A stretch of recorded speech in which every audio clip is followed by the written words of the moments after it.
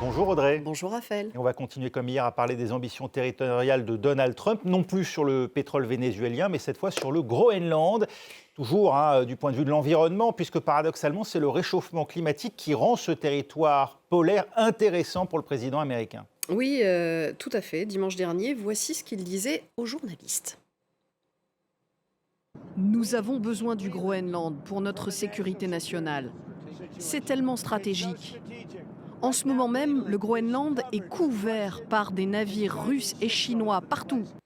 Pour comprendre pourquoi il disait ça, on va regarder une carte centrée sur le pôle Nord. Ça va être tout de suite beaucoup plus clair que sur un planisphère centré sur l'Europe. Vous voyez que le Groenland est bordé donc par les États-Unis, mais par la Russie et la Chine également. Et vous l'avez dit, si les appétits s'aiguisent autour de cette terre polaire, c'est parce que les routes maritimes qui la contournent sont de moins en moins impraticables en hiver.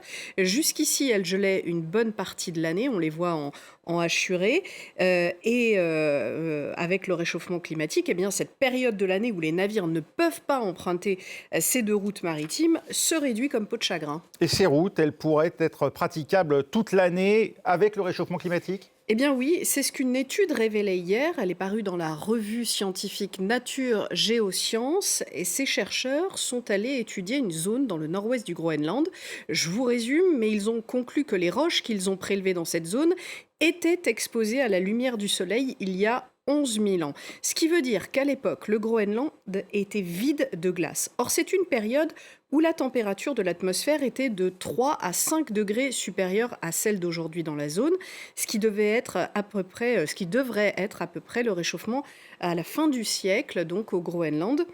Donc le Groenland devrait logiquement être vide de glace en 2100, au moins une partie de l'année. Alors je viens de vous dire plus 3 degrés au moins au Groenland à la fin du siècle, parce que vous savez que le réchauffement climatique n'est pas uniforme sur la planète, il est beaucoup plus fort et plus rapide au pôle, c'est ce qu'on appelle l'amplification polaire, je vous en ai déjà parlé plusieurs fois. Regardez maintenant les températures moyennes entre septembre et novembre dernier relevées par Copernicus, l'organisme européen de surveillance du climat. Le pire, on va le voir sur la carte de cet article, le pire en rouge, c'est au Canada. Voilà, mais le Groenland, un peu en haut à droite, a vécu son 3e automne le plus doux depuis 1950, selon ses relevés. Cette déglaciation du Groenland, est-ce une bonne ou une mauvaise nouvelle, Audrey ? Eh ben, c'est une bonne nouvelle pour le commerce, hein. Ça promet de nouvelles routes, et pas seulement pour le commerce, mais aussi pour les navires de guerre. C'est bien pour ça que Donald Trump parle de sécurité nationale, mais évidemment, c'est beaucoup moins réjouissant pour l'élévation du niveau des mers, parce que le GIEC nous rappelait récemment que la fonte totale de la calotte du Groenland pourrait faire monter le niveau des mers de plus de 6 mètres.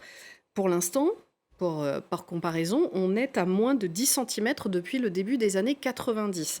L'année dernière, la fonte a un peu ralenti, on va le voir avec ces chiffres. En 2025, la calotte groenlandaise a perdu 129 milliards de tonnes de glace selon l'agence américaine, cette fois, de surveillance du climat.